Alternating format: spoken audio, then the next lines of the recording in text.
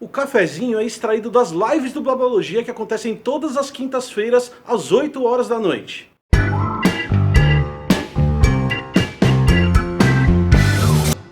Qual é o efeito da não eleição do Trump para esse movimento de direita bizarro que a gente está vivendo no mundo?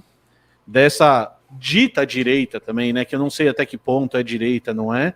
E aí o Márcio começa a perguntar: semelhanças de discurso do nosso governo com o trumpismo é uma simples cópia ou algo estudado? Efeito Bannon, por exemplo. Então, Petúnia presente, foi bom. Gostei da hashtag Petúnia presente. A hashtag do governo, não. Petúnia presente, ela... a primeira questão sobre a derrota do Trump agora, eu acredito que vai... Aí, ó. Não, continua. Vamos lá. A grande questão sobre a derrota do Trump é que vai deixar de fortalecer algumas narrativas que diversos presidentes espalham no mundo hoje, e aí possivelmente você tem uma perda de respaldo para algumas questões que o próprio Bolsonaro coloca aqui no Brasil e elenca aqui no Brasil, já que emendando com a outra pergunta, deixa a outra pergunta aí rapidinho. Calma aí, a do... Uma pergunta emenda justamente na outra. Aqui. Porque o Trump se elege, eleva essa direita, a nova direita dos Estados Unidos.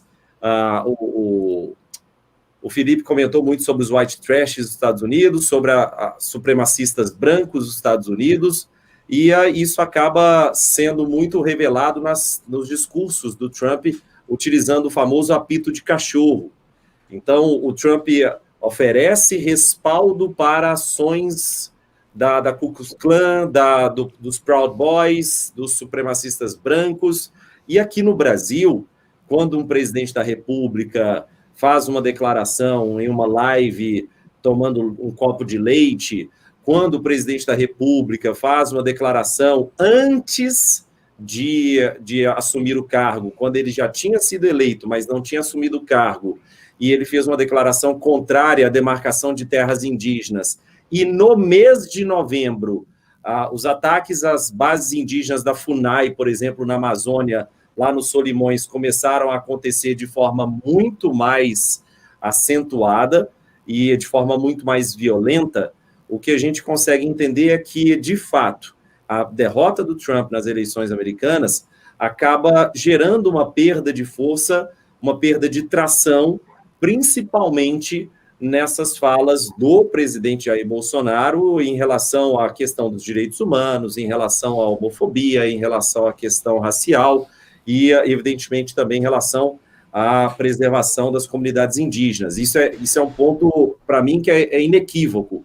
E, além dessa situação toda, vale lembrar que o Trump não é o único presidente chamado da direita nacionalista no mundo. E outros presidentes de caráter mais nacionalista, como o próprio Narendra Modi da Índia, continua promovendo ações super impopulares com as minorias, principalmente a minoria muçulmana do país, e alguns presidentes são fortes o suficiente para, mesmo sem o Trump, continuarem com retóricas mais nacionalistas e que podem pegar na questão racial. Outros presidentes, como aqui no Brasil, eu não acredito que vá ter força suficiente, que vá ter tração suficiente dentro do seu eleitorado para poder continuar utilizando esse discurso. Eu acho que o tom vai diminuir bastante, o tom vai ser bastante amenizado agora, porque algum assessor vai bater nas costas dele e falar assim: olha, o Felipe, que aí é o Felipe Martins, né, do Felipe Martins, o Bananinha, que é o Eduardo Bolsonaro, o Ernesto Araújo, nosso ministro das Relações Exteriores, ou Ricardo Salles, todos eles vão ter que dar uma apaziguada no tom, vão ter que reduzir o tom para poder conversar melhor com o Biden, para conversar melhor com a União Europeia, porque dessa forma não dá, não. Se você quiser saber mais sobre o que foi discutido nessa live, é só você clicar no card que está aqui em cima que você vai ser direcionado para ela. Até a próxima, tchau!